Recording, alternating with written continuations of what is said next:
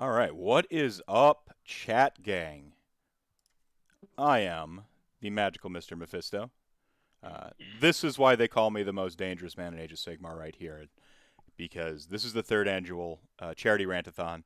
A link to the Rants is what we're calling this one. That's a double entendre, a double entendre there, because the charity we are benefiting this year is Take This. They are a gaming-focused mental health charity. They do obviously advocacy, outreach. They do game reads in like the video game sector to help people make sure that when they're dealing with like mental health issues in their video games, like if you've ever seen Senwa Sacrifice, that they're handling it appropriately with like proper like language and lenses. Um, they also do research on like crunch, workplace discrimination. Right now, I don't know if I'm allowed to talk about it. Maybe I'll get reprimanded. Right now, one of the studies they're doing is on identity blending. I mean, quite frankly, they do excellent, excellent work. I'm so happy to be working with them this year. They also and Cantobot's with us too. They also have one of the greatest resource pages I have ever seen in my history as a sort of mental health visibility streamer. If you go to that, in Cantobot here, our NV space robot just shared a link there to their resource page. It is phenomenal. It has links to Warmline networks, which are locally managed sort of peer groups that do mental health just sort of like when you just need to talk to somebody. They have links to the crisis lines. They have focus crisis line links like for veterans and trans folk, because those are sort of two demographics that have higher ideation rates, so they get a little bit more focus, as well as like BIPOC community. Like, just again, it is one of the most comprehensive pages. I can't hear you, Katie. It is one of the most comprehensive resource pages I have ever seen. And they do great work. I reached out to them at the beginning of the year, spoke with Eve Trebuchet, their executive director, kind of directly. She clued me in. They have gamer resources for streamers. They have mental health minute videos. It is just, I'm so happy to be working for them this year.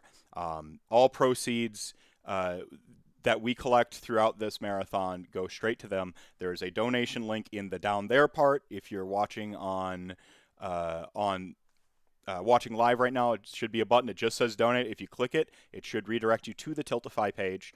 Tiltify handles this. None of the money ever goes to me. It goes directly to the charity. You'll get your email for your receipt for tax write-off purposes. If you're going to be, throwing some dosh around, and don't get me wrong, there are some fantastic prizes. I'll get to how that all works in a moment. But you'll go to that Tiltify page. You'll be able to donate. It goes directly to them. It never goes to me. That means it's transparent. It also is great for, again, my tax purposes, because then I don't have to take the money in, and so it's just that keeps everything on the level. So Tiltify is great for that. So go ahead and you can click that download link. Also, in Cantobot at various points throughout the evening, we'll be throughout the next 30 hours. We'll be spamming that donate Tiltify link in chat. So if you're mobile or something, you can't quite see the down there part, you've got that link there in chat. Exclamation point donate. We'll get you that link at any time. So somebody shows up. Unbelievable! Unbelievable. Thank you so much for that follow there, Gorka Morka.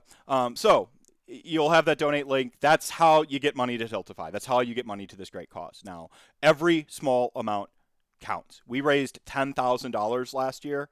My estimation was wrong. I estimated at $22 per individual donor. GDED had it at closer to, do you remember what it was, Brendan? Was it 16, 18? Yeah, I want to say it was like 1570. Yeah, 1570 for unique donor. That's $15. Hell, if we round it to 20, that's your coffee budget for the week, right? That's how much just a bunch of people rallying together, donating just a little bit at a time, made a difference. So, every little bit counts. It every little bit counts. That's how we raised over $10,000 last year. I'm looking to raise at least that this year. So, start with that floor. Maybe we have a secret goal in mind where somebody fights me for really real in armor and with a sword, and we record it, and my humiliation is live for you in an arena. Oh God, I'm gonna die. He's like 6'6". He's huge. He's gonna beat the hell. He is the mountain that paints.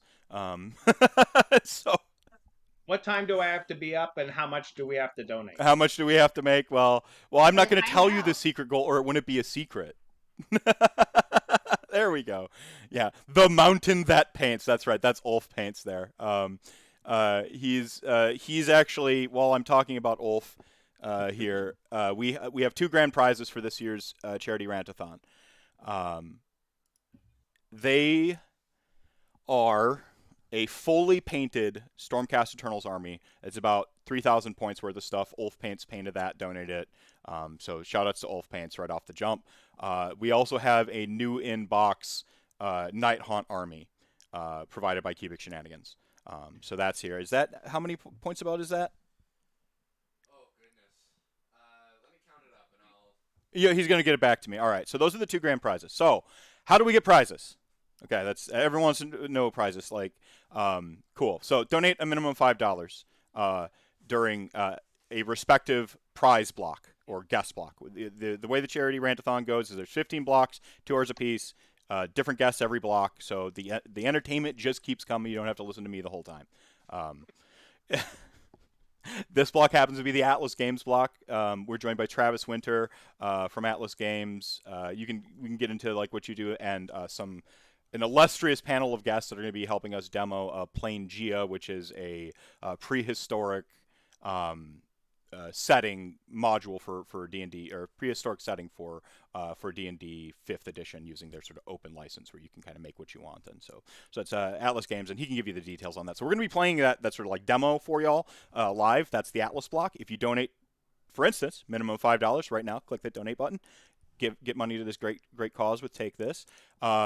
You will be entered to win not just a deluxe box of Planegea provided by Atlas Games, but there's also 2 board games provided by the Game Preserve. Was it Creature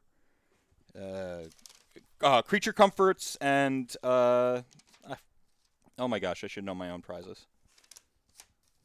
Anyway, There are just so many. what was that? There are just so many. There's just so many. We have over $8,000 in swag to give away this year, guys. Like, insanity. So if you donate a minimum of $5 right now, click the donate button. You'll be entered to win any one of those 3 prizes. It will do a random drawing at the end of at the beginning of next block. That's what my partner in crime over here, Brendan from the Cubic Shenanigans podcast. He's gonna be helping me out all weekend long. He'll factor those. Now, I want everyone to know that this is not a charity auction. This is not a raffle. It's a minimum $5. You get the same chance as everybody else. Again, Unbelievable! every small amount counts. We appreciate you donating more, trust me, but every small amount counts. Everyone's got the same chances of winning. Now, throughout the whole marathon, there are just, again, over $8,000 in stuff. We've got fully painted armies as just block prizes. Donate $5, you could win a whole Necrons army. I mean, come on. It's insane this year. If you donate $50 throughout the entire marathon, say you show up to 10 different blocks and you donate $5 to all 10 of them, or you show up to 2 blocks and you're just like, you know what, I don't really play Warhammer. I want that Vampire the Masquerade gift set, and I want this Planegea book right now. You donate $25 now, $25 during the Vampire block, and that's your $50 for the thing, and you're entered for those 2 prizes. So that's kind of the gist of that. Again, you automatically get entered for those grand prizes. We do a drawing tomorrow, 4 p.m. or Sunday, 4 p.m. That's the finale. I'll do a special thanks then. And then we'll do the drawing for the grand prizes live. Again, if you hit those thresholds, you're entered to win. It is not a raffle. I appreciate you donating more, but everyone has the same shot. I think that's equitable. It's fair, and also it keeps me out of trouble with federal gambling regulations. So new this year, if you're returning friend of the show or whatever, new this year we have a bid war. When you donate during this block, you'll see 5 armies in a poll. These are a list of 4 armies that the Lord of Death, Brendan Melnick, one of the most decorated gamers in Warhammer. You don't need to play Warhammer to know that 4 of those armies he despises. We have a rate. I had him rate them on a scale of 1 to 5. One of them he actually rated at a 0. We went through the whole list of armies, all right? And then there's one dark horse, one merciful army in there that he actually likes but hasn't finished yet. I'm not going to necessarily tell you which. I'm going to leave it to him to like kind of come in and pitch his fate when he joins off and on at the sort of end of the segments. Oh, here he comes. 3,500 points. 3,500 points in Night Hunt. So that's one of the grand prizes. That's so yeah. There's a dark horse amid them. So as you're donating, be aware. It'll offer you to like select a prize. That's mostly a formality. You're entered to win all the prizes during the block, and then you'll have a poll screen. You can put your donation towards which army he will suffer through the most next tournament season. Now, it's pretty much one tournament. He is going to buy, paint, build this army. So the suffering extends into the hobby aspect and his wallet as well. Okay? It's just, this is our kill the animals, save the animals. It's how much do you want to torment Brendan? So that's new this year. Did I miss anything? No, sounds good. Sounds good? Okay. And That's a big lead. Skaven has a big lead already. Unbelievable! Guess which one? Guess which one he rated 0. Skaven's already winning. Oh, brilliant. And then sort of last but not least, milestones. As we achieve our donation goals, we'll hit milestones. As we hit those milestones, various wacky stuff will happen, mostly live. We've got a couple things that for practical reasons we won't be able to do live. I think our first milestone is chuck more fitness ganks if we raise $2,000. So he'll show up. He's got admin controls. He'll just jump into chat whenever he feels like and make me do work for fitness, because your mind and your body, they're linked, right? Like they're these. So that's been a lot of me. Did I miss anything, Brenda? Did I intro it correctly? Did I? Seems a good start. Yeah. All right. Cool. So just real quick, this is of course the Atlas Games block. I'm joined by Travis Winter. I am joined by, kind of going off my camera to the far right, we've got Katherine. We've got Katie, one of my oldest friends in the world. She has been party to my particular brand of GM whimsy before. She's never forgiven me for stealing her soul or shadow in that one campaign. It's all right. We can't hear you again. Oh no. It's all right. It was just expletives anyway. We're gonna try to keep it PG-13. We're also joined by Jackie, Dr. Jackie here, who will be rejoining us for the doctor's block as well, and then Travis Winters from Atlas Games. You want to go ahead and say what you are, what we'll be doing today, and what this Planegea business is. So Planegea is a Stone Age setting for Dungeons and Dragons, designed by David Somerville, and he came to Atlas a while ago. Obviously, we kickstarted it, and it just went to press. So whoever wins the deluxe edition, I will send that out to them when we actually get them in the warehouse. We're going to be running through the initial adventure that we wrote up, or that I think David actually wrote it up for. It was part of the Kickstarter. Everybody's got it. And think in terms of the Stone Age setting. These are all the character classes before they were the character classes that we know. Right? So the wizard is called a spellskin. The monk is the aesthetic. Some of the character classes stayed the same. Fighter and barbarian kind of stayed with the same names. But it's basically the prequels to the Dungeons and Dragons we know today. Most importantly, I can ride a dinosaur into battle, right? Like that's the reason I was in. My vote was yes as soon as I saw the dinosaurs. So, do you want to try rebooting Discord, Katie? If your audio's not working, yeah, we're still not hearing you. It says you have no headset. Now you have a headset again. Weird. Sometimes it's a Discord thing, like itself, like it's in your core settings, but sensitivity or push to talk or something. Sometimes it switches your default, and it says default, but it doesn't actually have a mic selected or something, or it'll pick your like camera microphone. Sorry, live, it's a beauty. Anyway, continue, Travis.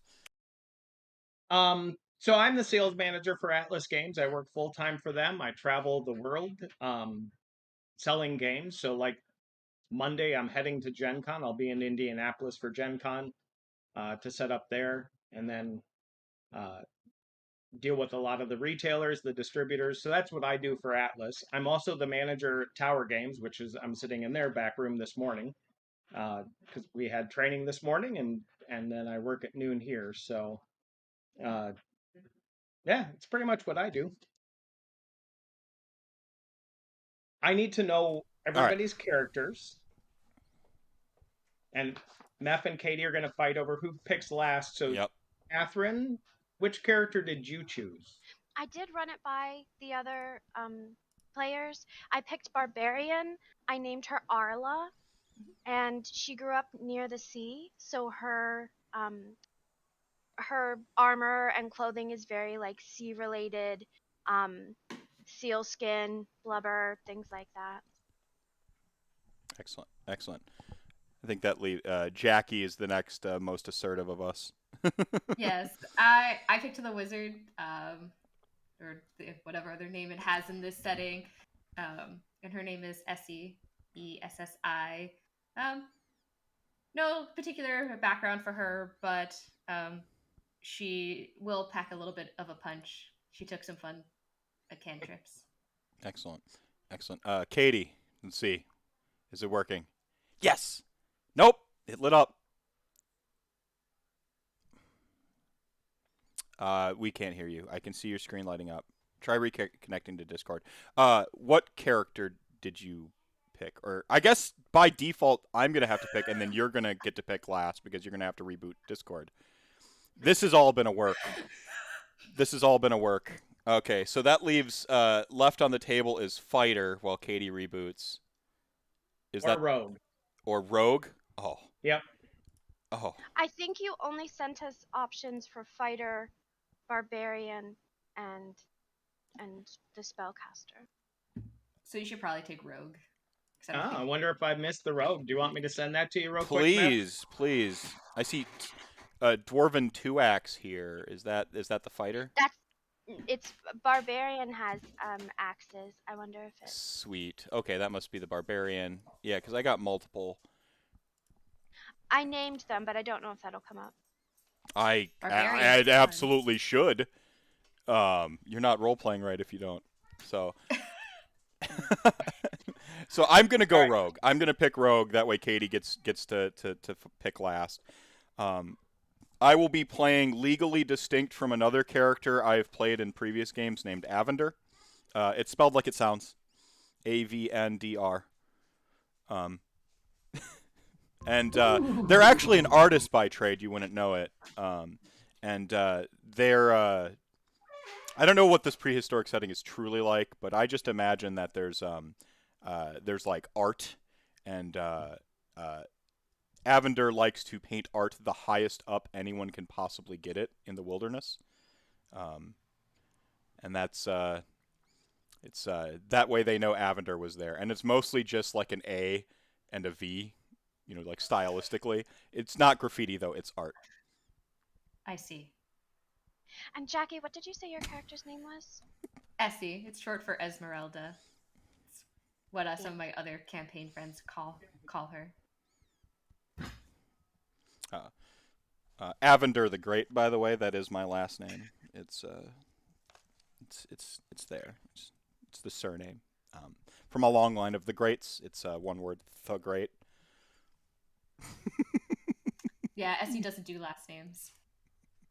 How you doing, Katie? Did we get you back?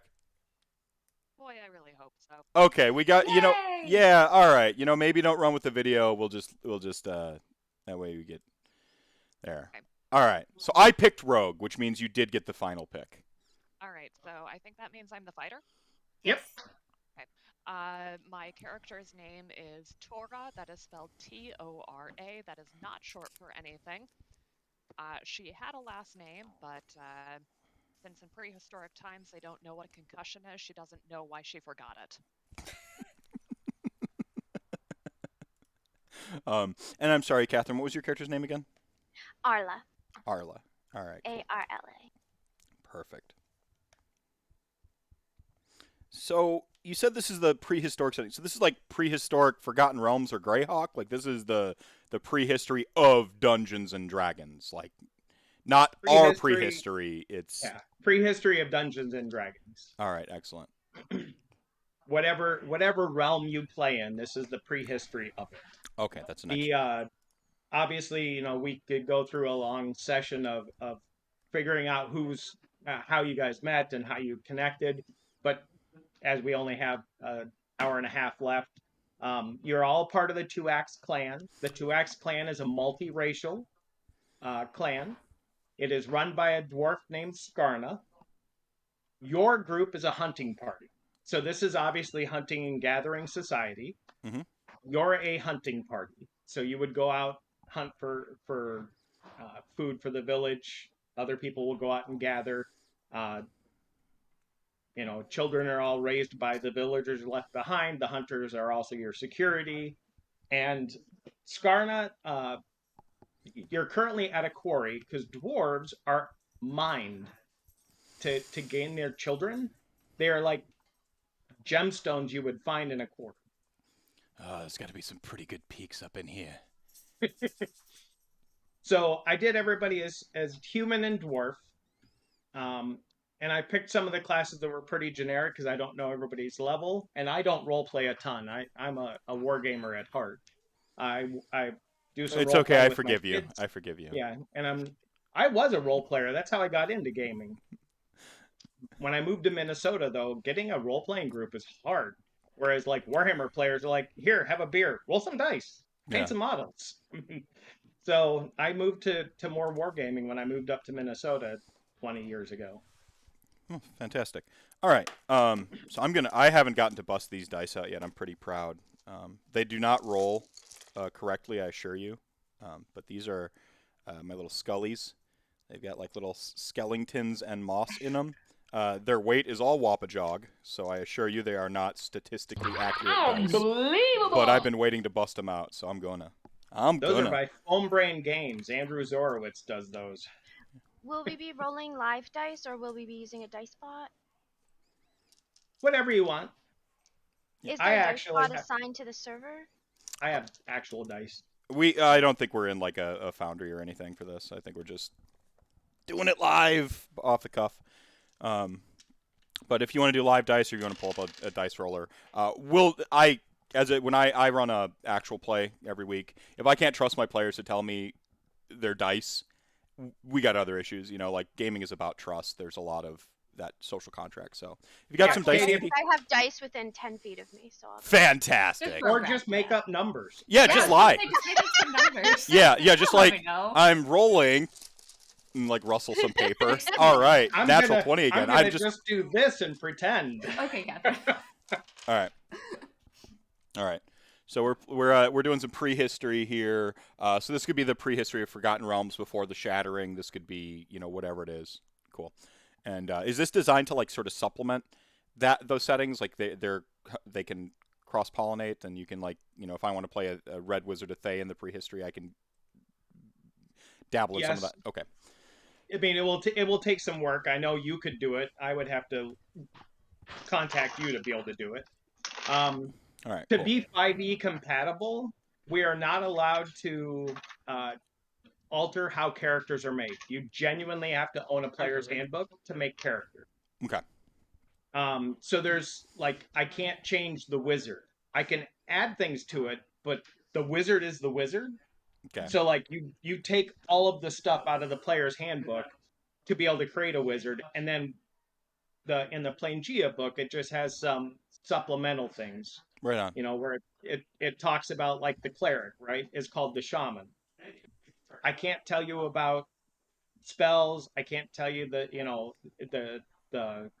where the spells come from. What I forget what it's called, the aura or the like conjuration in the wizard class, right? I can't alter that.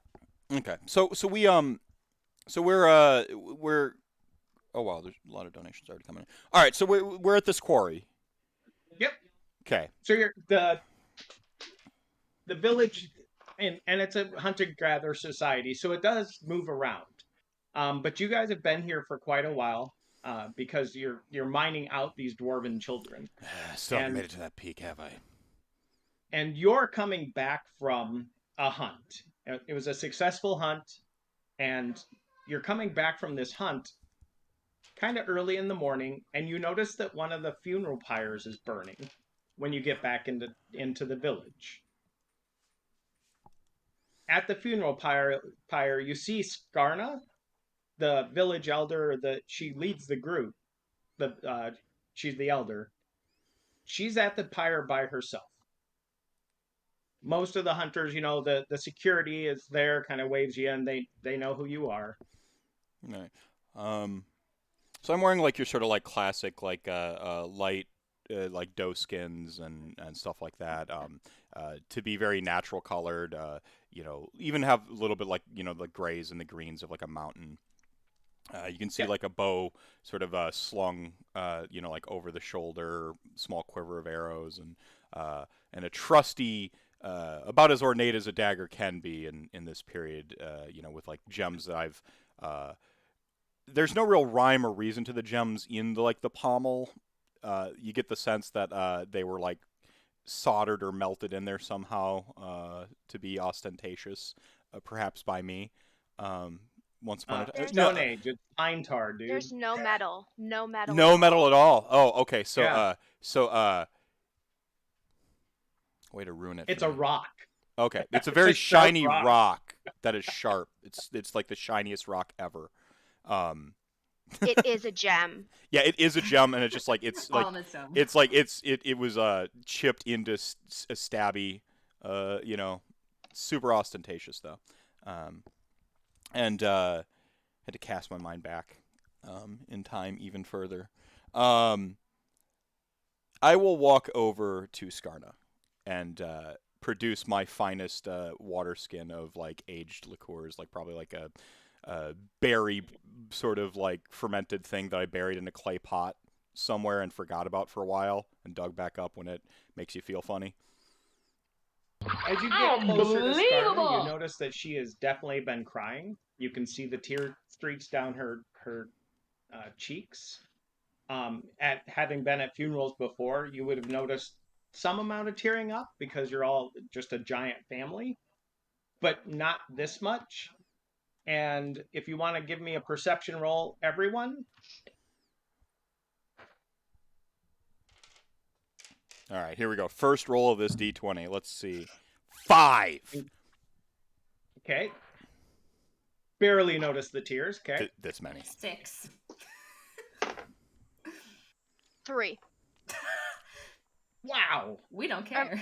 Rolling steel. Me too. You had to one up my skulls. Sorry. I I can try it again for a higher number. No. Remember that part about making numbers up, Katie? Katie, what'd you get? Oh, good. Oh, good.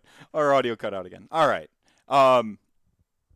Maybe she noticed. She maybe noticed, but I absolutely did not. Now, I actually noticed that you properly gave me a high intelligence for a rogue, but you gave me a low charisma, which is, I normally play like high charisma rogues, so I'm gonna go with like socially oblivious and be like, burnt yourself. I did that a time or two. Here, pour some of this on it, or drink it, whatever. And I try to hand her the wine skin or whatever.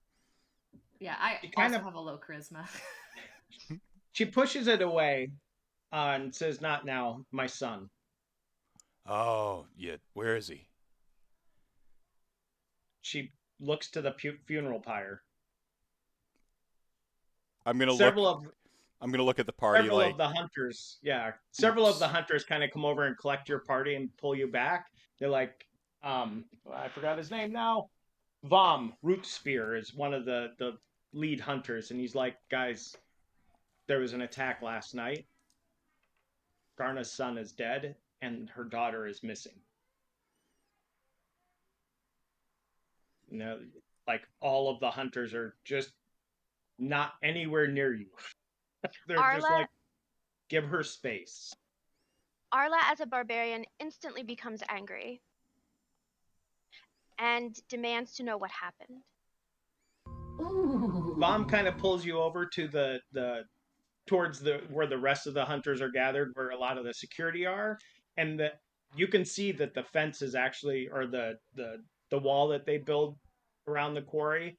There's a section where it was weakest because it kind of connects to the quarry, and again, no metal. So the wall's been damaged, and they start to tell you about this attack that happened last night. They're calling it the Night Thing because they don't really have a name for it. They describe it. It is lizard-like with a tail, uh, green and black coloring. The tongue was a bright green, and it targeted Skarna's son.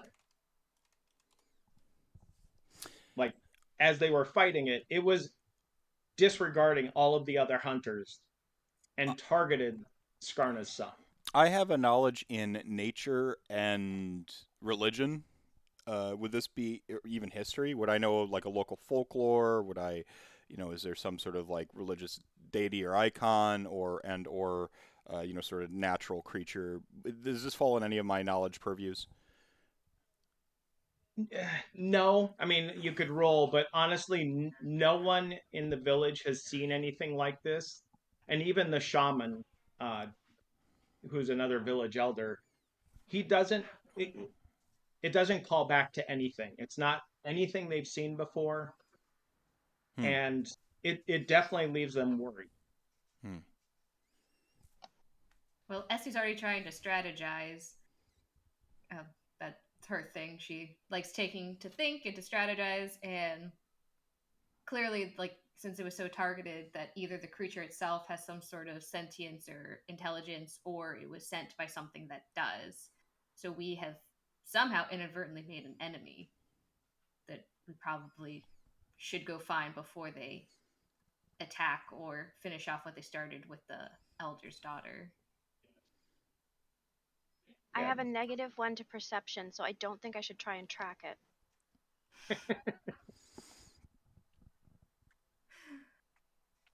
I had my kids help me make the characters, so I mean, I have one in survival. Like, I could roll. I get a +1 to survival. I could try to track it. I have a I mean, +2 to hey guys, survival. why are we bothering trying to figure out why it did this thing? And let's ask the important questions. How big was it? Yeah, for art. If I'm gonna We draw gotta, draw that up there, I need to see it. and sorry, my character has not much in the way of intelligence, but apparently pretty good common sense, so fairly high wisdom score.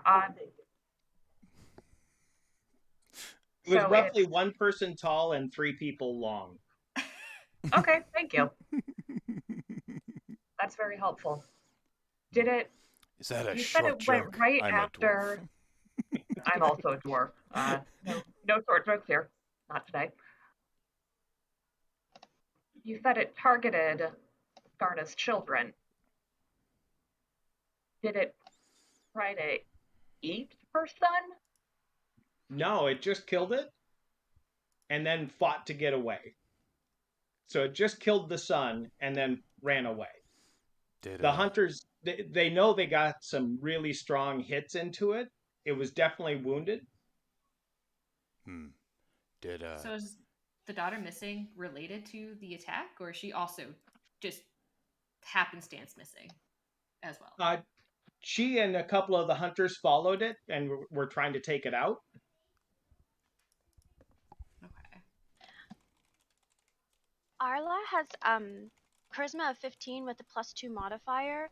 Is there anything she can get out of the crowd as to what they think motives might be?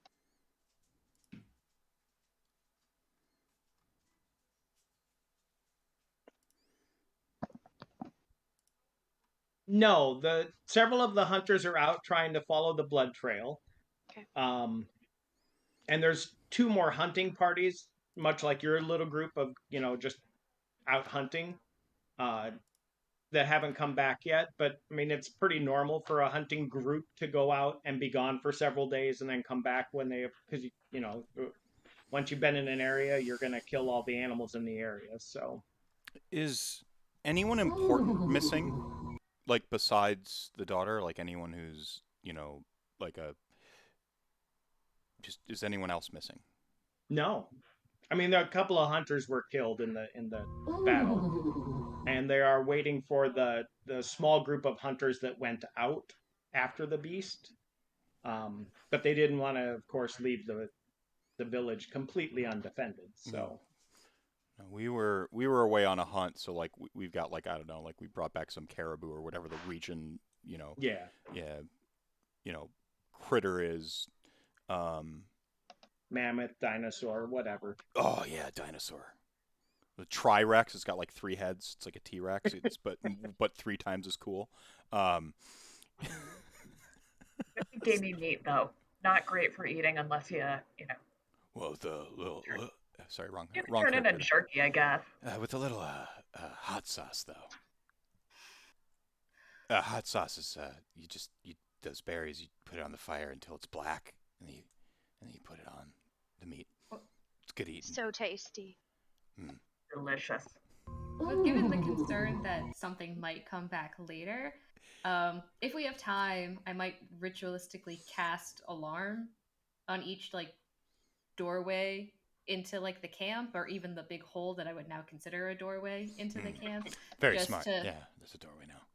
Yeah, just in case, so we can get notified if anything tries to return through any hole or door in the fence line. Would take me a good little while to not waste a spell slot, but doesn't look like we're going anywhere quickly. What time of day is it? I might have missed that in the onset. Is it evening? I say early morning, but not like 6 a.m. for us. More like 8 in the morning. Okay. Oh, The so sun's been up for 2 hours. Yeah. I look at the sundial on my wrist. I'm kidding. How long has it been since the attack happened? But I'm sorry, Katie. How long has it been since the attack happened? It was roughly midnight. It was definitely the middle of the night. That's really soon for to be making funeral pyres. I mean, but they're important. The stones had already fallen. They really just had to put the body on top of it. Or maybe there was another funeral while we were gone, and they just kind of used the same one. What? It's industriable. Suru, the shaman, starts to walk over and says that Skarna would like to have a meeting with all of the hunters. I'm an artist. Does that mean us? Like in about a half hour, yes. It does. You're still a hunter. Got it. You can be an artsy hunter. You're still a hunter. Look, it's have you seen me shoot a bow? Pure art.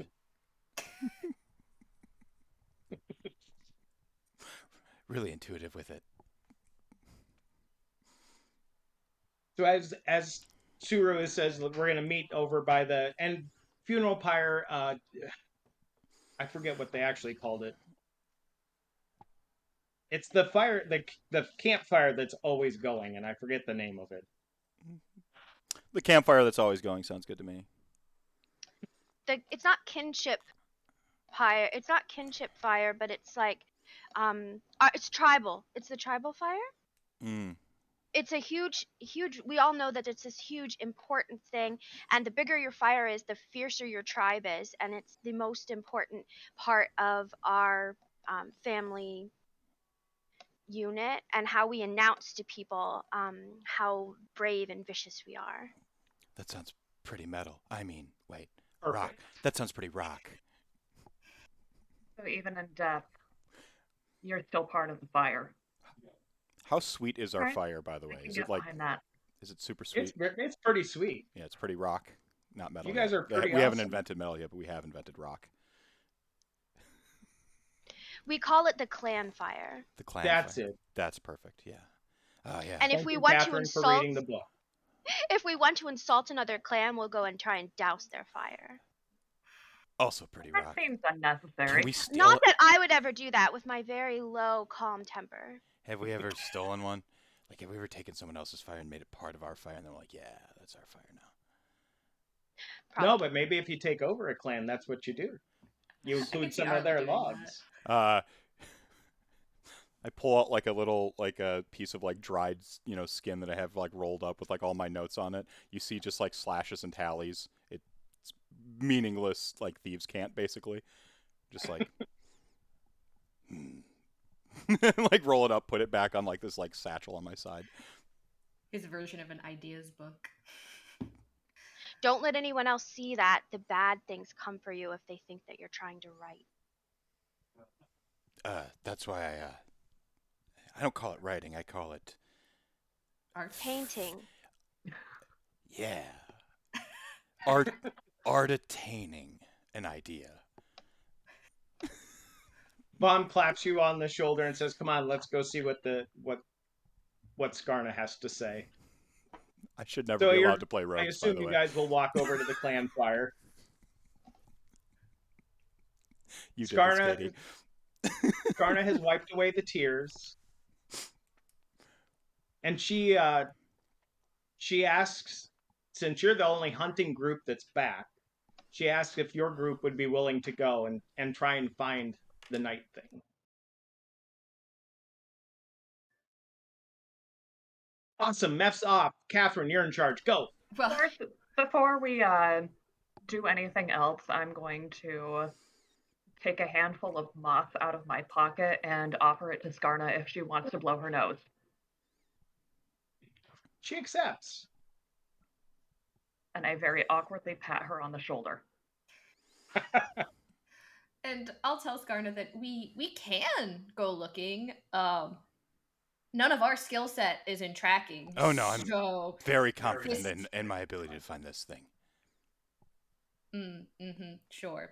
And we will do our best, but I We'll wouldn't do- necessarily put all of our faith in our We'll do party. everything we can to avenge your son and bring your daughter back safely. And also bring its body to the sweet fire. While this is happening, you hear a commotion over by the wall. I immediately hunters that hide. Like, I chased- immediately dive for cover. The hunters that had chased the night thing out of the village are coming back, and they're carrying a body. And you see Skarna go, Damn, I already Mom. gave her the moss. she's still using it. I hide as poorly as one would expect with an 8. Awesome. Y'all need new dice. Tower Games can hook you up. I love this. No, I will never not roll the skull die. And We sell so much of that dice set. Instead of doing anything else, I just kind of grab AVNDR by the scruff of the neck and be like, "Come on, we're doing this." yeah, and I'm gonna chastise him, saying, "AVNDR, hiding really? It's not even a monster. It's just a body." I do it to get the tactical advantage. On a dead body. Sure. They're the deadliest ones. Skarna, Vom, and Suru all run over to the body that they're carrying. And you recognize it as Adaki, Skarna's daughter. She's barely breathing, or you can at least tell that she's alive. But she is badly wounded. Quick, you do things with your woo. I look at Essie. Essie has no healing, so You can't just. Can I make a Nope. perception roll here? Sure. Okay, so I rolled a 4. That'll be an 18 in perception. Okay. What are you looking for? I'm looking to see what her wounds look like. Are they bite marks? Are they claw marks? Claw Anything marks. bludgeon? Claw marks. Any signs of like bludgeoning? No, it looks like sharp claws. And definitely in the midriff, in the ribs, the intestinal area. There's a lot of red, rusty color there, dried blood. Okay, so That rules her out as a suspect. I whisper to Arla. They are I don't look taking a any less docky. angry. They're taking a docky to Skarna's tent, and Vom kind of walks back over to you guys. He's like, "Can you go, please? Find this thing." I think we'd better go soon. All right. They came from a particular direction, so they can at least get us in a decent path by like piggybacking on their stuff. So Yep. we can get into an obvious trail, and then once we kind of like get onto that, I will roll a survival to try to track kind of the direction they came from, if that's cool. All right, Scully. Yo, that's a 20, dirty. What were you doing? I'm sorry. Basically using like the way they came from and their like game trail or whatever path they came on to get onto that, and then just sort of like track off of that back to where they came and try to pick up this creature's trail. You said it was like lizard-like. It probably had maybe a tail. It was maybe bigger, right? So It was 3 people long and 1 person high. It had a green and black tail and a bright green tongue. I wonder if that's good eating. I pull out like my like chunk of like graphite and like the like parched skin and like just looks like scribbles and like little swirls and stuff. He draws that. Yo, I'm a very good artist. With a rock on a rock. Did not oversell yourself. Yeah, I dedicated most of my life to this. This and shooting things with an arrow. So ahead of you on the hunting Far, trail is far a away. dried pool of black, tarry blood, swarming with insects. As it leads into the forest, you travel into the forest surrounded by a swirling mist and leaves of green and amber. Bothersome gnats and flies wind nearby as you walk along the blood trail. The land dips and curves, crossing small creeks and old riverbeds. After about a half hour, you encounter a curve in the path, revealing a sudden climb ahead. A granite cliff rises from the forest floor, as high as 5 or 6 humans. The steep cliff face is plastered with wet green and yellow leaves. A huge dead fern tree leans at an angle against the cliff. Its roots are half dug out of the earth, and its crown rests near the top of the cliff. The tree is sticky with the smeared blood of the night thing, which must have used the tree to reach the top. That's at least this many dwarves high. I hold up 4 fingers.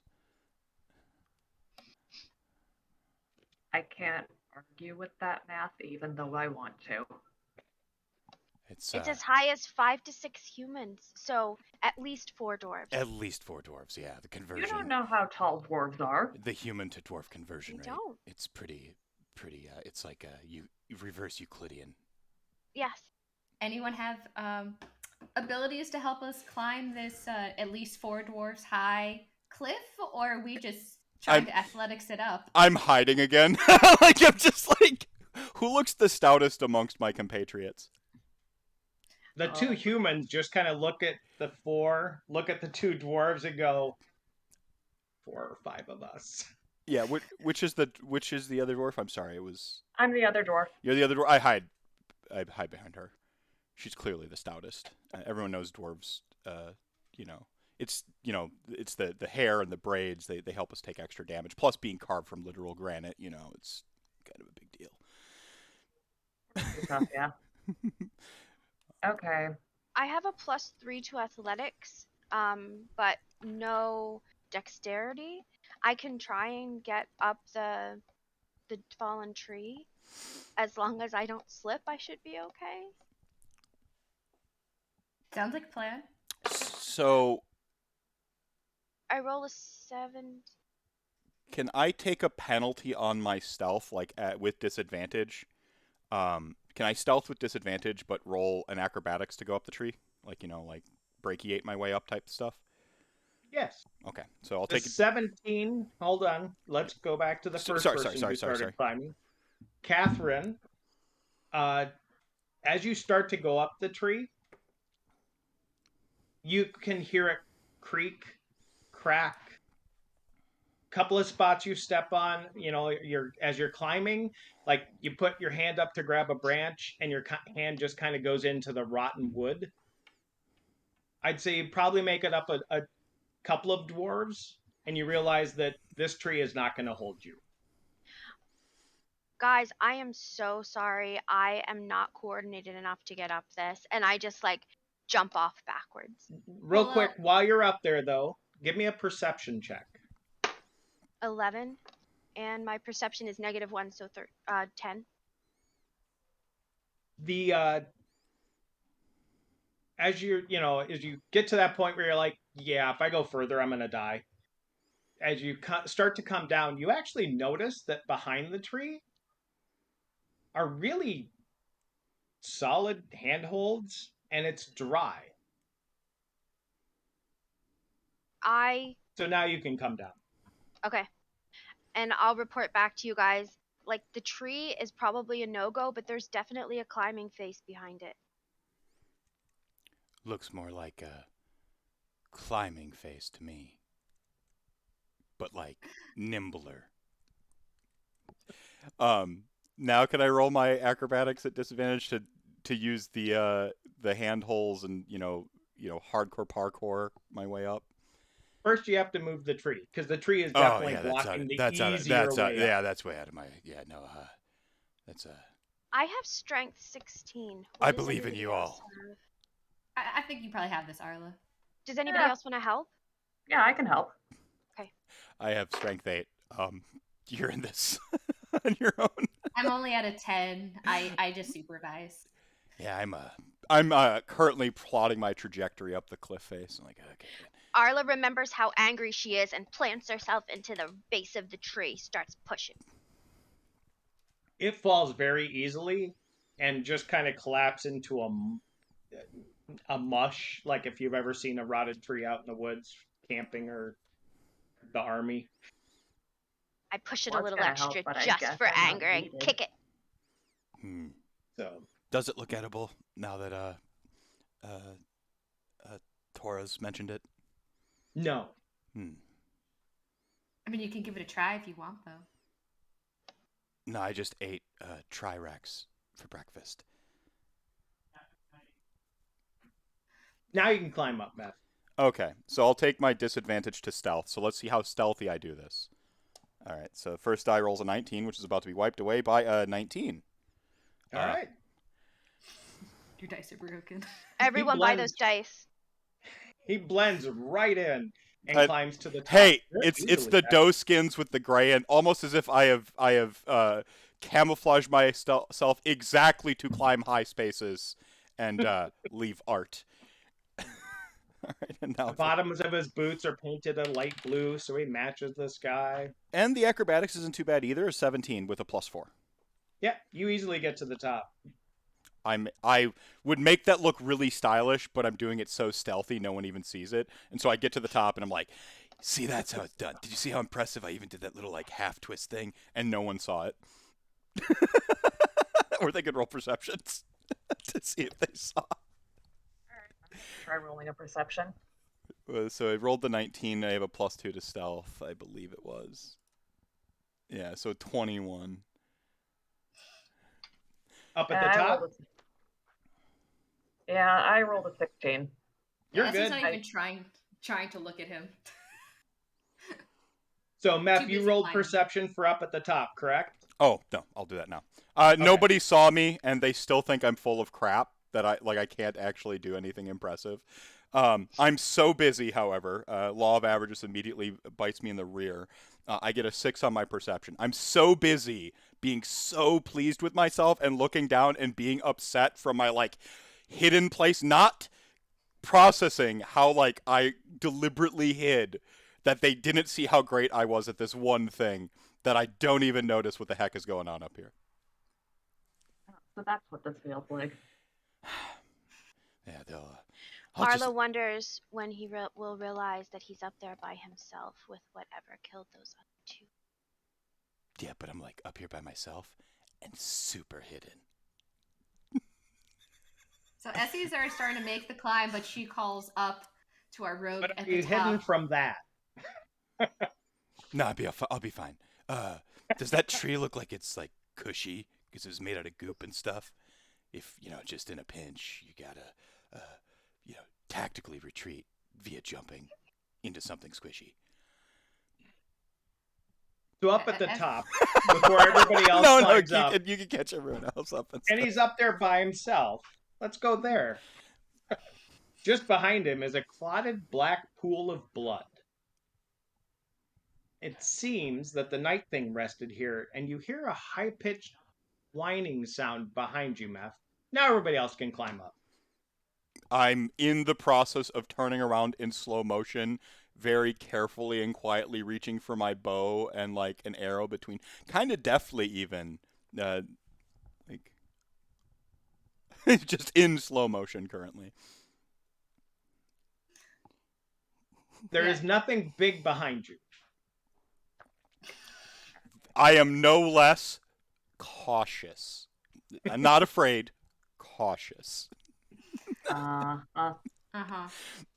Yeah. So Essie rolled a 19 for her acrobatics check.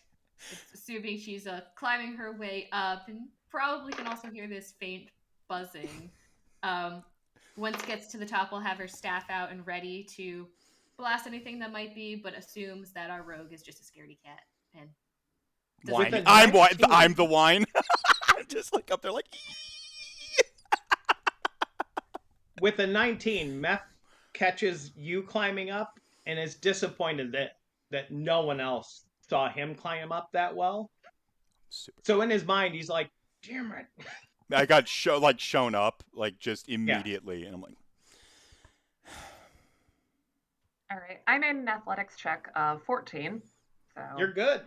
Up I go. Almost as good as Meph and Jackie did. Oh no, Jackie upstaged me regardless. I think she got the 19. Yeah. I got a 16. Because people saw her.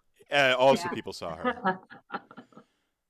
I got a 13 and I have a +3 modifier, so I did 16. Okay, yep. You all make it to the top. It's really because... And Meph has turned around to look at the black pool of blood, and you notice a lot of like mosquitoes or insects of the time, which are bigger than normal. Mephisto shivers because yikes. Actually, AVNDR is like, okay, food for later. Big insect. And there are two very much bigger bugs called sturges. And you are pinned between the cliff edge and the pool of monster blood where the insects are.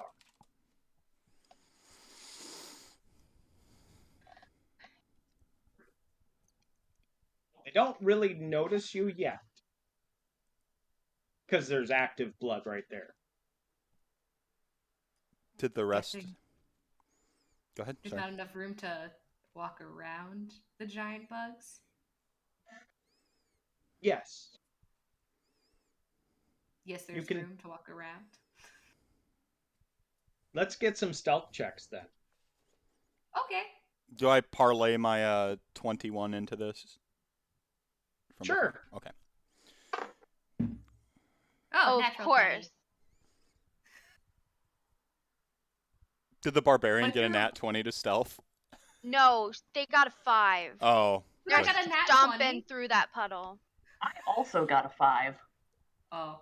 Well, once again, Essie continues her trend of showing up me up. Now, I would like to say, via cinematography, I see her go into stealth and know it was better than my stealth. Just so they know, my Quietest stealth thing commences of just on that walking cliff. around the puddle gracefully. Oh, it's so graceful. Very casually. I have all these dwarven granite biceps in the way. Humans. As I then in horror hear the barbarian and the fighter just like splash through the puddle. my armor, which is made partially of shells, I step on a rock and the whole thing just rattles. It's not the insects that really makes you nervous, though. As the shells are rattling on your armor, you hear a deep-bellied roar. Now you can give me an intelligence check or a nature check if you'd like to find out what just made that noise. Definitely Jabberwocky. Totally not that thing we're tracking. Nature 16. It's a Jabberwocky as far as Meph is concerned. I did an intelligence check, which is 13, and then I rolled a 6. Okay. I rolled a 3, and I have no modifier. Yeah, I only got a 10 overall.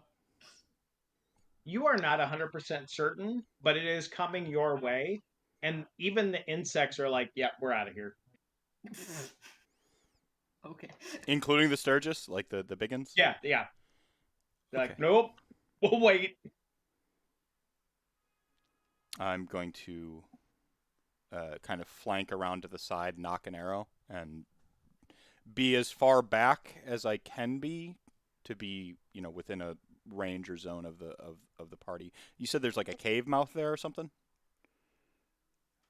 Or No, it's basically the top of a cliff. okay. Or it's An outcropping. Like, yeah, an outcropping, and then it leads into more forest. Okay. Arla is going to get as far away from the cliff edge as she can, so she runs forward as far, 30 feet, and gets her spear out and makes sure her axe is accessible. And I guess just for Which unknown axe is that danger. name? Oh, Twisted. Nice. So twisted is got it. This stone was twisted when it was pulled out of the rock, and it's never quite been smooth. So it doesn't give an even cut, but it sure is cute. Amazing. All right. Sorry, I cut. Go ahead. I am going to draw my spear, and maybe if I roar at it, it won't bother us because it's already hurt. and while she's doing that, I'm gonna cast Mage Armor just to hope that I don't die in this mysterious potential encounter. That would be an intimidation check. Probably the worst idea I've had today. No, it's a great one. I love this. At the very least, you'll pull aggro. I mean, I rolled a 1, so I rolled a 20, and I have a +2. instead of roaring, I think I just meow or something. Everyone give me an initiative roll. And as it gets closer, you know that this is a tyrant maw, what we would call Tyrannosaurus Rex in our world. oh, at least it's not a Trirex. But you're all prepared, so you're going to get first round. Okay. I get a 5. I'm choosing to go at the bottom of the initiative to make sure that I can support my party, though. Very thoughtful of you. I have Essie? 16. 16. I have a 12. I also Who have was a that? 12. Sorry. Oh, Katie and Catherine are 12s? Yep. Mhm. All right. So, Essie, you get to go first. Right before combat starts, can I Brendan, are you there? Can you hear us? You want to update us on how we're doing? We're about the halfway mark through this block. Yeah, so we're doing pretty well. We're well on our way to our goals. Let me just update real quick. So we're at $1,112, so a little over halfway there to our first milestone, which is Chuck shows up and makes people do fitness stuff. As far as the army polling goes, Skaven is in a lead of $560 to Beasts of Chaos 240. All right, thank you very much. All right, so we've rolled initiative. We're going to get the drop on it, kind of. Yes, you will get first round. Remember, round. donate. Everybody Let's hit has that advantage. 2K in the first block, everyone. 2K in the first block. Let's go. Tell your friends. Share the links. Get in here. All right. Yeah, $900 to go. Can I see what's attacking us yet? Yes. Okay. At this So- point, you can see that it's a Tyrannosaurus Rex or a Tyrant Moth. Tyrant Is Moth what it's called in Planegea. Sounds so much cooler. I know, Okay. right? I'm going to cast Firebolt. Maybe not. Because I only got a 10 overall.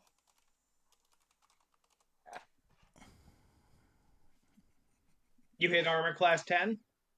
Or is it auto hit? Firebolt is an AC attack. Yeah. Yeah, Firebolt's an AC attack, and so I rolled with my modifiers the 10. All right. Doesn't hit, kind of misses it. But where you were aiming, you notice a lot of blood. Interesting. Katie or Catherine, whoever would like to go first, or at the same time. Coordinated. Because you both had 12s. Katie, you go first. Thank you. All right, so how far away is it? Engagement range. So the spears, when I gave the two character spears, they were designed for throwing, or as a hunter, you might stand and put it against a tree as something were to run into it. So you can use it as a hand-to-hand weapon or throw it. Was my idea when I gave the spears to them. So. Right, So engagement range for distance ranged weapons. And would I be able to move into combat with it and give it a stab? You would, yes, you can, but you wouldn't get an attack this round during the surprise round. Because Okay. in the surprise, you Or either get a move yeah. or to attack, basically, in a surprise All round. right, in that case, I will just move into combat range. Okay.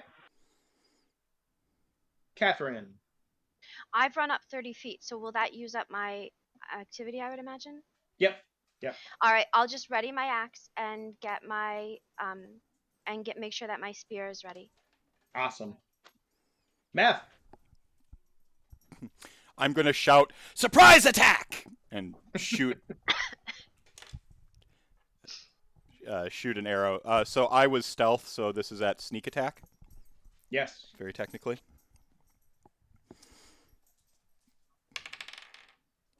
16 plus... Sorry, You hit. 16 plus. Okay, so there was other numbers in there, but I get a D6 for my sneak attack. How much does my short bow do? D8 maybe? I think short bow is D6. D6? I forgot to write that. I'm sorry. All right. I'm going to roll one die 6 twice in which case, because these sets only... You said y'all sell these, so I could buy like extra D6s if I need them? No, they only come in sets. So I can buy the sets, steal the D6s, and give the sets away so people have incomplete skulls. Yeah. Like a monster. 3 plus 3 plus should be Dex mod 2, so there'll be 8 damage. Okay.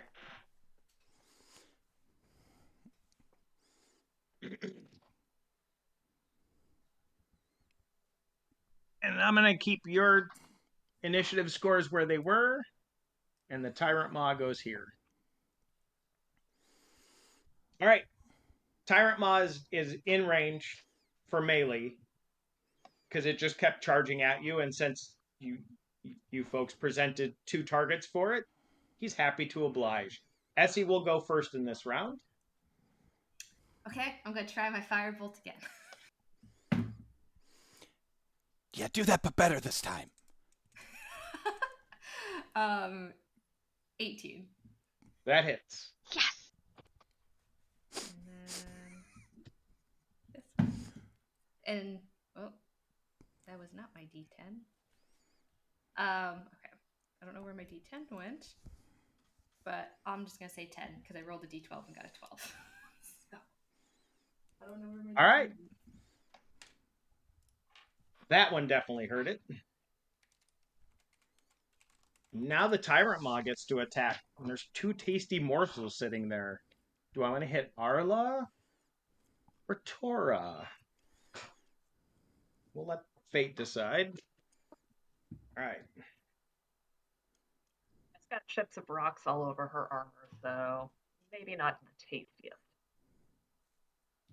Tora, a giant mouth opens up, lots of razor sharp teeth, Oh, I do clamps not down like this. right in front of you. Wait, what?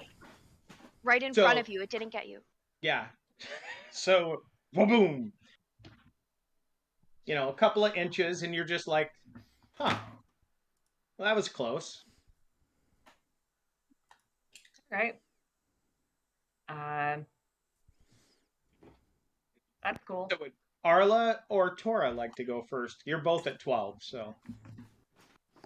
I'll defer to you, Tora. All right. Well, its face is in my face, and I got a spear. Let's see. Ooh. So that was a 20. A natural 20. Ooh. Nice. So, do. All right, where is... So I guess overall that would be a 22. That No, hits 24. Easily hits. Okay, and the damage on my sphere is d6 plus 1. So on a natch 20, you'd roll the you'd roll 2d6 instead of 1.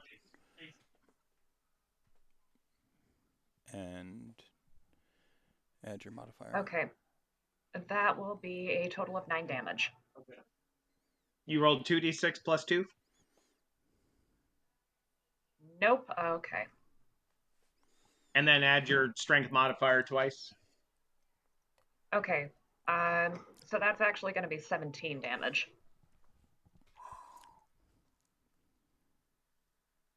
That'll teach it to try and bite you. Yeah, I mean, if you're going to attack, you might as well do it right. That's the power of the Mew first. All right, Arla. Instead of sneak attack, I should have shouted, Mew. Okay.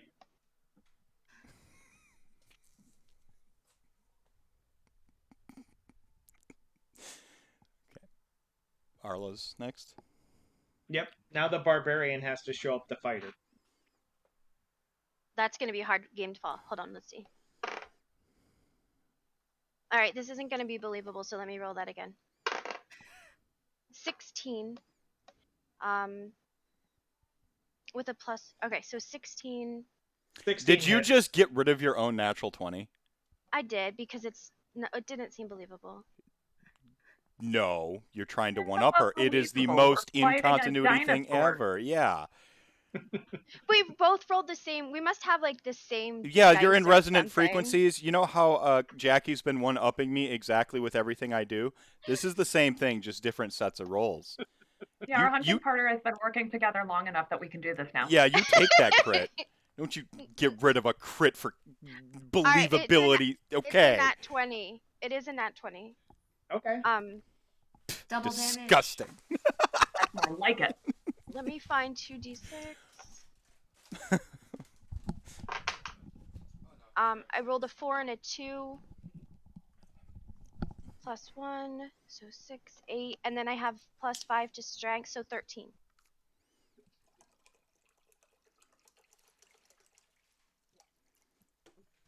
All right, Meph. That happened with a huge scream and then a slightly disappointing thwack. So Your disappointing thwack, though, this Tyrant Maw is really hurting. So for sneak attack purposes, they're in combat with it, so does other enemies, so I can shoot and sneak attack again. Yes. Okay. I think. Technically, if I have disadvantage, like say from shooting into melee, but this thing is huge, so maybe I don't have that disadvantage. I would say yes. Okay. I play Age of Sigmar. We can shoot into combat, so Yeah, yeah. So I'm gonna try to take a lesson from both Arla and Tora, and I'm gonna go ew and like try to like replicate that like horrible, intimidating battle cry I heard at the beginning. I If get you're a better at it than 14. me. You I- hit. Okay, I do not crit, but it knows it's been hit. And if there's any old people on the stream like my age, that battle cry is not in the face, not in the face. Ah! 10. A little bit better. 10 damage? Yeah. Wow. The creature collapses right in front of Arla and Tora. I am- Offender, you got him! I am utterly convinced. No, sorry. I'm utterly convinced that mewing thing works. I gotta save this power for when I really need it. And then I look immediately at Essie and I'm like, see, I do more than good art. Essie gives him the biggest eye roll possible, very visually I'm in like, his face. Super, like I shot the arrow in like a super practical manner, but the longer I've stood here, the more exaggerated it's gotten. Like She just stares at him like a knowing little brother. I deadpan her and keep staring back at her as I continue to exaggerate the motion. Even twist a little bit. Arla and Tora are like, that I'm like- happened because of us, right? I don't say anything. I just give Tora a look, a knowing look. I'm halfway to like Give a full Arla a thumbs JoJo up. pose by the time the conversation ends. And Essie's just gonna push him ever so slightly off balance so that maybe he falls on his face. Oh, I 1,000 fall. Like I've contorted my body so much at this point to like go almost Oh, like you're full Hawkeye. JoJo. I like fall over. But I wish to fall gracefully, so I'm going to acrobatics. I do not Arla fall and Tora, gracefully. give me perception checks. I get a 6. I don't have any, but I will. 17. 17 as well. Not Essie and Evander, just Tora and Arla. Oh no, I'm like Around currently hit the face monster. down in muck. Like Yeah. I just like narrowly escaped the Sturgis blood pool. That would have never washed out. Catherine, I you got a fix- 17? Yes. All right. You notice that the Tyrant Maw, after it's attacked you, the adrenaline's come down, has giant slashes in its midsection, and you'll also notice a spot on its left leg where it had been bitten by something one person tall, 3 people long, roughly. Because you drop the Tyrant Maw much easier than any other time you've had to deal with these. I look at it and it reminds me of what likely attacked it the first time, which was Skarna's son. And I look down at it and I say, "This is for Skarna." And then I ask, do you think there's another one out there, guy?" Arla, did you tell us what you saw? Guys, I don't think. I think something else got to this before we did. Yeah, your battle cry. No, it looks like it got bitten by a bigger one. I'm like getting up and dusting off like a Trirex. No.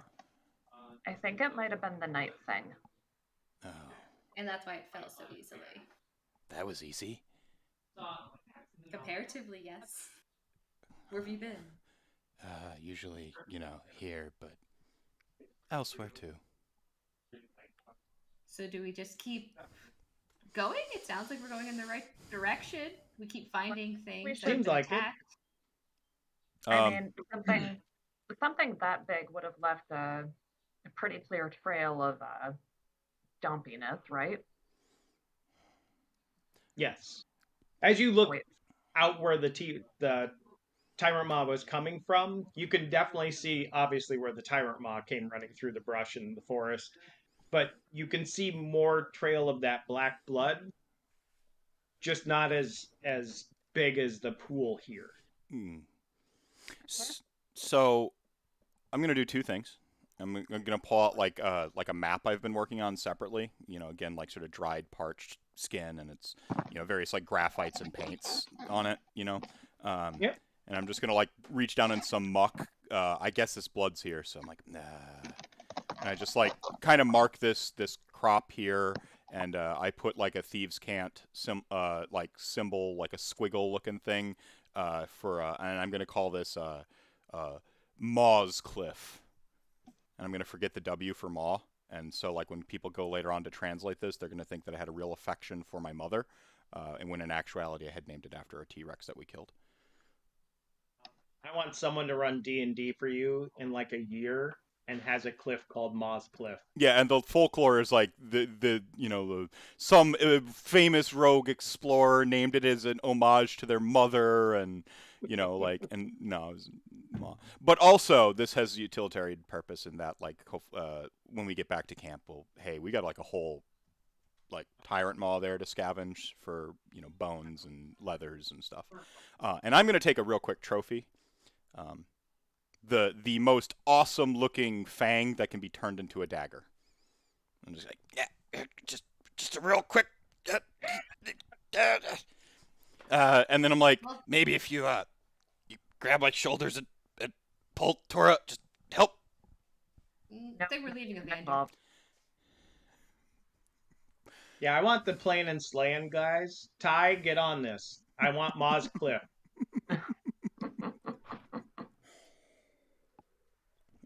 All right, as you head out, the woods have turned a kind of a yellow. So the yellow do woods I get are my quiet. do I get my fang dagger? Yes, you do. Yeah. Well, you get a giant tooth. It's not quite a dagger yet. You've got to build a handhold, and you've got to turn it into a dagger. You have a giant tooth. Yeah, dagger. That's what I said.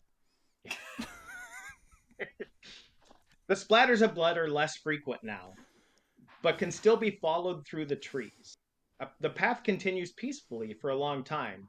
About once every quarter hour, a marker is repeated. A rodent skull bound to the trunk of a young tree by a knotted cord. Can I examine the cord a little more closely? What does it look like? Is it like a hemp or? It looks like animal intestine. Ooh. And it is like a rodent, so like a rat skull. But it's still kind of big, Giant rats come from somewhere. I think they exist. I would do a perception check, except I really don't have any. You can still do one. I've never let that stop me. I rolled a 4. I close my eyes and I don't even smell anything. I'm going to so this seems to be some sort of like specific marker, right? And depending on what I roll, AVNDR's demeanor might change a little bit. Do I know of any like folklore, history, regional markers in my explorations that this might denote something of significance? Is this, is this like a cult thing? Is it a, hazard or a warning? Is it maybe it keeps this thing in check here, and so that it doesn't roam outside of this? Could I roll like some sort of intelligence or? You don't need to roll. It's not something you would have ever seen before. Okay. It does seem like it's for lack of a better word, a mile marker, right? As you're walking down a trail, but it's nothing that your clan would have ever used or done. In which case, investigation. How old are these markers? Like, how recently have they been placed, etc. 14 plus investigation. 17. Okay. The sinew, the intestine that's tying this on is definitely dried. And has been here quite a while. It's kind of frayed, in a couple of spots. The skull itself is very bleached. So it's been out when the sun can hit it, it's been sun bleached, right? So these have been here a minute or two. These have been here Yeah. a Can while. I Go ahead. do some sort of like Arcana check to see if I sense that they're like magic-y or anything like that? Yes, you can. Okay. And I rolled a natural 20 when I was thinking about this process. So There is no magic. There is that would use something like this. There is that you can tell no magic attached to it. good. Just want to make sure we weren't purposely walking into a witch's trap or little markers or something.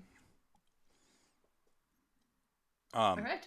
I'm going to take out my very fanciful artist tools, like unroll them off my backpack, and I'm going to very daintily and carefully like plunge one in my finest like ink and you know, the stuff made from like berries and mud and that I know will dry and really last. And I'm going to paint my artist insignia AV for Avenue. On the skull? Yeah, I was here. I was here. All right. I want them to know. Sandra, what are you doing? Letting them know I was here, you know, so that they I think he's tagging. tagging. That's a great word for it, because an artist tags things. Maybe we don't want anyone to know we were here, Evander. Ever think of that? Yeah, that's why you hide. Yeah, but he does. He wants everyone to know. We hide afterwards, and then they don't know you did it, but then they know you did it because it's like the symbol. Some of us aren't very good at hiding. Hopefully the black taboos don't come and get us. What's that? They're merciless hounds that they're summoned if you write anything. They are unthinkably horrible and merciless. Anyone who forms a written word will instantly be pursued until dead by awful beings that seem to know the moment a glyph is shaped anywhere in the world. Yes, it's not a word. It's a picture. It's a picture. It's a tag. Yeah, it's a picture. A tag. It's Yeah, tag. see, totally different thing. We are grasping at technicalities. Technically correct is the best kind of correct I heard once somewhere. It's an adventure. On a cave painting of future Cava. Well, I guess we should swiftly move forward then. One of my favorite cave shows. Maybe we should continue moving. I'm gonna hide again. Let's get some distance from this tag. I'm not even gonna let Evander hide. I'm just gonna like grab him by the scruff of his neck, and we're just gonna keep going. We don't got time. I can walk. Look, I'm like way taller than you, like one dwarf at least on you, and this is embarrassing. The camera sees AVNDR is definitely shorter. Like he's even kind of like a little like thinner for a dwarf, and he's got this like matted black beard and hair that's like kept in braids with all kinds of like debris left from painting and spelunking and stuff just in his beard. He just doesn't. I'm just picturing Jason Mantzoukas as a dwarf and that view. Amazing. And Essie's not even that strong, but she has picked you up off the ground. Your toes are just scraping the dirt as we're moving forward. You gonna behave? I'll behave. Mm-hmm. I'll put him down. Jackie, have you played with Meph before? Yes. Because you seem like you're just like, no. And like he's one of your children. All right, so you guys are continuing on, correct? Yes. After about 15 minutes, you come to another one of these markers. The lowest perception roll possible. And you notice AVNDR's tag on this skull. Ha! I immediately like point and laugh, but then I'm immediately like worried. So I'm like happy I marked it, and I'm like, oh shoot, that means we went in a circle. Like, so I'm mid like boasting about the tag, and they're just like, what were those things you said come out when you make beautiful art? Totally not words. I asked to Arla. Arla just leans over and smudges it slightly into the sign of a fish. Challenge to your tag. That's all right. I'll fix it when she's not looking. Next time we come back around. Yeah. So did we follow these markers before? Did we aimlessly wander? Like, how did we? You were walking along a path. There was drops of the black blood from the night thing. Mhm. You stopped to tag one of these to talk about what it was. You kept walking. You didn't notice going around in a circle. You don't remember turning around and walking back the other way. You just came to the next mile marker, like on the interstate, and there it was with your tag on it. And now it looks like a fish. Which is definitely not going to attract negative attention. I'll leave her fish for now. Let's do one more loop. Let's let's see what happens. Yeah, let's keep walking. That seems weird. I don't change it this time. We need a control. I got to make sure the fish is here when we come back through. All right. So as you walk along, you come to another mile marker. There's a beautiful image of a fish on the rodent skull. Yeah, so your fish totally didn't work. I go out and like carefully unfurl and like I fix the tag. And this time I write it even bigger. It basically looks like the A for AVNDR looks like an anarchy sign, and then the V intersects back up with it, so it looks like, two anarchy signs upside, back and forth. Almost like a Skaven symbol, and you should totally donate for that poll and have Skaven win, so Brendan. Can Essie do like a knowledge check or something to see if she has some knowledge of what potential loop or something we might be stuck in? Like, this is magic, right? I don't think we're possibly, but the icon or like the mile marker itself isn't what's giving off the magic, if that's what we're stuck in. So AVNDR starts doing an inventory of all the breakfasts he had this morning. Like, did I eat those mushrooms again? No, I stayed away from the mushrooms. See, this is one time I was in this cave and I could have sworn it was magic, but I was just... Oh, you're worried about what you ate? Yeah. Not the fact that we're stuck in a loop? Yeah, it could be what we ate, right? No. No, it couldn't be. I can tell you that without a check. Arla turns to Essie and asks her, do you think we're near a portal? Maybe? I know it's not what we ate, but there's a plethora of other things it could be. Trirex bacon with that pepper stuff from the plant. It's like AVNDR's still going through his inventory of food. Arla is going to do a perception check to see if they're near a portal. I'm going to top up my coffee real quick while y'all puzzle through this.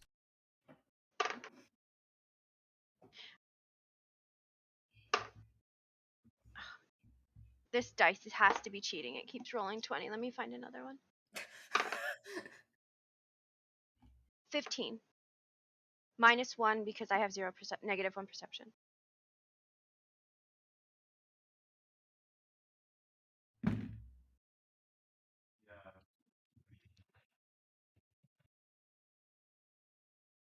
No? Yes? Maybe? I don't know how to answer this. So I'm going to go with maybe. I rolled for an investigation check, 15 overall, to try to see if I could rack my brain for any signs or clues that would tell me what is going on, how we ended up walking in a circle without purpose, like, just by walking forward on the trail. Nothing else on the trail seems the same except this marker. So the marker is the only thing to suggest that we've been going in a circle. And to help out with the voting, it's a prehistoric Skaven skull. Skaven. Love you, Brendan. So, I mean, if nothing else on the trail is the same, maybe we aren't going in a circle exactly. Like, maybe all the markers are just linked somehow. So anytime you do something to one marker, it does it to all of them. Maybe. In that case, we should... How many have we passed so far? I guess you'd say at least a half dozen, and then the 2 that have been marked. right? Like you started to notice you're seeing these things,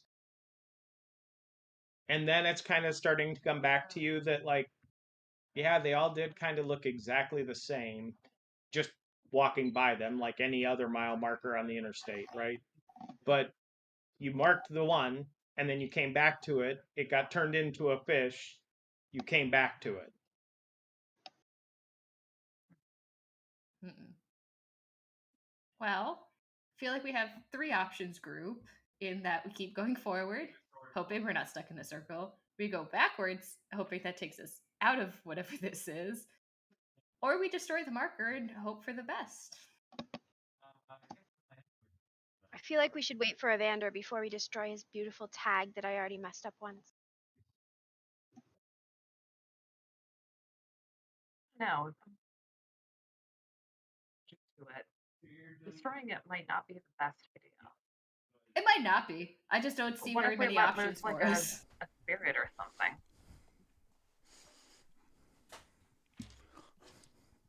Alright, Evander, it seems like we have 3 potential options, maybe 4 if someone else has an idea that we go forward, hoping we're not... Like I said, not the mushrooms. What? No, what were the options? Sorry, I was in my Walk own world. forward and hope we're not actually in a circle. The markers are just connected somehow.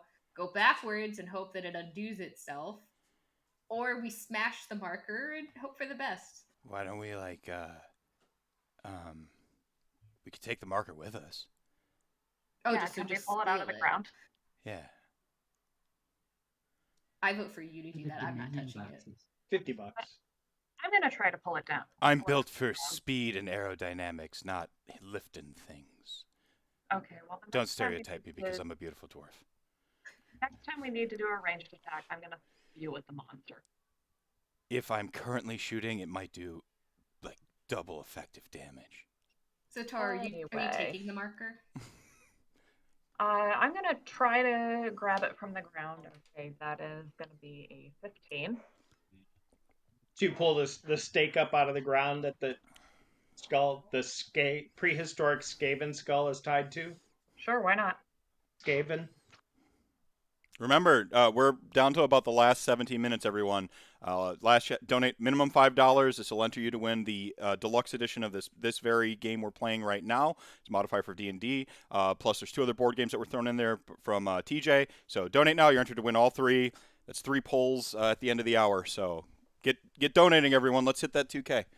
All right. Sorry. Go on. Oh god, I was panicked. I was like, All right. I split it up into You 3 yank the boxes. stake up out of the ground. The ties holding the skull onto the stick kind of fray and just fall apart. And the skull crashes to the ground. You notice a new opening in the forest. A path snakes through the forest, and it's going to go slightly downhill. I look at Essie again. That time? That time what? Props. All right. Props. I did a thing. I mean, I'll give props to Tora for having the courage to take it out of the ground, but I do appreciate your art did kind of maybe help, sort of. Yeah. Yeah. Can I keep the Go ahead. Can I keep the stake? Yeah. I All look. right, mine now. I look at Arla. Did you see that? That was like a compliment. Sure. I look at you in a congratulatory manner, like I would a small brother. I look. So like my posture is more like demure and like toned down from when I shot the arrow, but my facial expression is more sincerely beaming, as mom gave me props, and then Yeah. Sis confirmed it. I will pat him on the head, and we will move along down the hill. You look down this new path, you notice that the trees ahead are adorned with all of these little prehistoric Skaven skulls. Oh, I didn't Legally distinct from. I like the tie-in. You know, Warhammer tabletop RPG. Well, I want Brendan to have to play the Skaven. Remember to vote for Beasts of Chaos. I'm probably just going to make it a head-to-head poll after this, honestly. It's either Skaven or Beasts of Chaos. Are there even any donations on other armies? Doesn't he already have a chaos beast of chaos It's army? not finished. That's why I put it in there as the dark horse. So this gives him an excuse to finish, and then you would have like, because some people like an underdog. Some people actually want to help a person and not be pure Schadenfreude and mean. So I had to put something in there for people who wanted to be nice to Brendan, Chat Gang. But I love Brendan. That's why these are prehistoric Skaven skulls. prehistoric Skaven skulls based, yeah. All right, so I'm gonna tactically hide whilst we wind down this path and this hour. I literally do like a spin around for Evander. Be like, you did not just hide again. Like you did not just hide again. He absolutely did.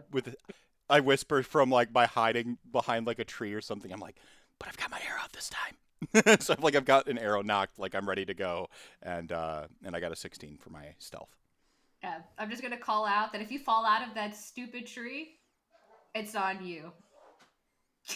It's I'm going to call out that you guys have been friends long enough that you all have advantage when trying to perceive where he is. Well, that's just not fair. You're just mad because you didn't think of that when I was playing a rogue. It was way funnier that you were just a disembodied voice at all times. Like, that was way funnier. What's the scene need? Humor, right? Sorry, go on. I'm just gonna continue walking and hope this phantom voice of Evander continues to follow. I do. I wouldn't leave. I might have like a high sense of personal preservation, but when that butts up against helping them and helping myself, I tend to help them. It's, communal. We made it out of prehistory by working together. But Essie is also not trying to hide or be stealthy, just walking down a path. Arla makes sure happens. Arla makes sure she's in front of Evander.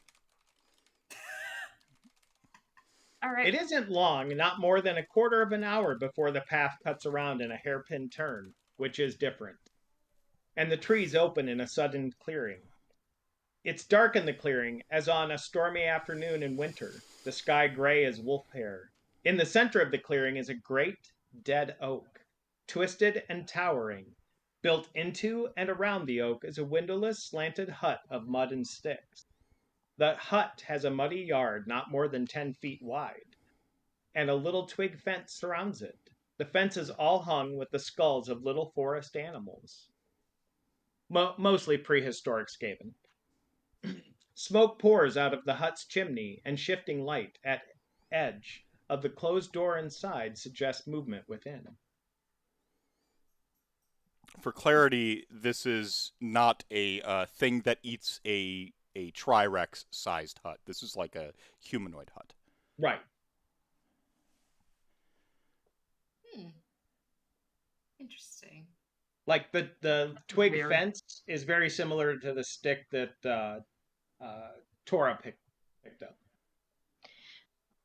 Arla turns to Tora questioningly to see what she thinks. I will shrug and try to pick one of the sticks from the fence out of the ground too. It comes out. Easier than the other one. Does anything happen? No. Okay. It feels that we may have inadvertently come across the abode of some sort of magical being that was trying very hard to hide its house with some sort of camouflage that the road marker seemed to have been. Maybe they're ordering the beastie around. They might be. Do you, Vander, do you have enough stealth to maybe go peek in the window without dying? All right. Just because you asked, Mom. I mean. Oh. You know it's true. I begrudgingly, redouble my efforts. Should I roll a new stealth check, or do you want this one to roll? Give me a new one. New one? All right. There's my natural 20. Yes. I wasted it on not combat. You notice a female in the hut just kind of moving around and cleaning, and like she's expecting company. Is this woman dressed in like rat furs and stuff? Does she have like a little rat hat? Like, No. She's a green hag. So she's wearing just kind of haphazard clothing.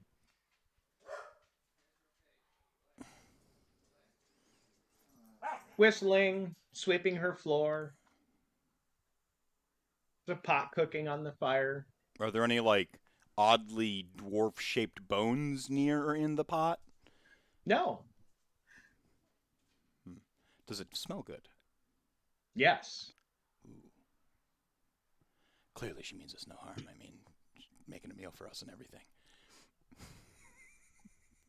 Well, if you've come back and told me that, I would no. say eat nothing. I'm Eat and drink nothing from I'm- Hag. I'm not done scouting. I want to take a full perimeter. I want to look for like up in the tree and all around. I'm gonna take my time, stealthing about, and I'm going to be thorough for a thorough report, for the rest of the party. And I'm gonna in particular look for more blood, and any signs that this night monster is around here. Thanks, dogs, for announcing your presences. There's none of the black blood that you had been following when you came into the Yellow Forest. The fence is beautiful. There's a little garden behind it. The hut is just a circle. Like you saw the entire living space when you looked in the window. Okay. The giant tree. Yep. It's dead, but it looks unlike that fern tree that was all rotted and gross. This tree is dead, but Sturdy. standing there. It's dry. Yeah. Is sturdy. it petrified yet or no? No, it's not petrified. Anything interesting in the garden? Uh, Pretend I didn't even that- ask. Yoink. I pull up some root vegetables or anything. all right, you got a beet. Nice. Hey, beets make excellent dyes. I've been rewatching The Office and listening to Office Ladies podcast, so of course Dwight Schrute. All right. I pull up a beet. I return to the party, and I think that hag is waiting for us. She's made a delicious smelling stew. Right. She's So waiting for us. Well, probably she's preparing. Hags seem to know a lot. They have, I from mean- my experience, perception about these things. Yeah, you did destroy her art. Not accusing anybody or anything. But also, I warn you: eat and drink nothing. Hags are tricky, and you never really know what they intend. So Can hags stay con- alert and eat and drink nothing, even if offered, which it will be offered. What about You this? almost- I hold up the beet from her garden. It's like I found the most pristine beet I could. It's like the best one. We should probably put that down. Oh, nonsense! Come inside. I put it in my like pack anyway. I'm just like, no, I worked hard for this beet. You could hear Oh. that. Did we hit 2,000? Somebody popped in. Oh, it's Brendan, I think. Nope, just me. Just reminding everybody that there's about 5 minutes left in the donation, so make sure to donate to the block and be entered to win many great prizes. Succinct. I like it. And Brendan, I will totally help you out buying Skaven stuff if you need it. All right. It's a long way from over. No, we've Dinner. got we've got Long way 28 from hours to go. Yeah, no, we're gonna get the benevolent. Yeah, sorry. So I love Brendan. I listen to Cubic Shenanigans. Brendan gives me a lot of podcasts and books to read and listen to. So Yeah, no, they gave since us I've a been lot an of. ass and pushing people to vote for Skaven, I'll help him. They've been a lot of. They gave us a lot of Night Hunt to give away too as one of the grand prizes. So, the hag invites us in. I'm sure Vince won't mind if we run into his time a little bit, but he'd be more than welcome to join. Well, in. but I have to start. I have to actually go to work at 12. So I stash my beat. you can keep that, honey. I was gonna. Don't anyway. eat it. Don't eat it. I was gonna use it for paint. Okay. Maybe. All right. Have you ever? You're a God. cautious one. Essie, is it? Mm-hmm. You're cautious. How'd you know her name? Oh, I've been listening to you guys talk and walk and. I told you, hags are perceptive. Did you see me looking in your window? Aura, Ha! I bet not. You I may think keep you- the first stick you took, but would you please kindly put the other one back in my fence? I will do my best to put this back the way I found it. Thank And you. I just step outside for a moment to do exactly that. And while I'm outside, I make a bunch of faces to myself like, ow. Magic. Shout outs to Shia LaBeouf. Man, I do not get what is happening. So, do Okay. you have a name? Oh, I'm Mother Hush. Mother Hush. Do you happen to know about the troubles we've had in our village? Do I you like do. children? I do, and I'm here to help, but first let's eat. So Absolutely. she starts getting bowls of this stew. It smells amazing. Absolutely Sets not. them at the table. We should probably have a conversation about what you know before we even entertain a Good meal breakfast, but together. I'm sure this is lovely. No, I'm full of Trirex, bacon, and everything. Like, not shrooms this time. Those got me lost in a cave for weeks. Tora had to come looking for me. I got her lost too. It was a hell of a time. But yeah, none of this delicious smelling soup, dwarf soup. Soup for dwarves, Fine. right? Not soup We with dwarves. we can chat before. Why did you send the What would monster you to like kill to our know? friends? No. He doesn't mean that. I'm sure you didn't. We're just asking if you know anything about. You said hags are tricksy. She's gonna lie. We shouldn't believe her. She totally sent a monster to kill our friends. Whoa. It is very rude to accuse Twins. people of just murdering your friends. And I'm saying that, yes, they are tricksy. Compliment to you, Mother Hush. But just ask them. They are generally truthful. What? Tricky It's but okay. truthful. I've watched him for a while. It's okay. And I do like the thing called a tag. I did not send the night thing to attack your village. Who sent the night thing to attack our village? I don't know. But you I see stuff. I do. I see some things. I don't see everything. Just a hag. I'm not a god. I seem very suddenly disappointed.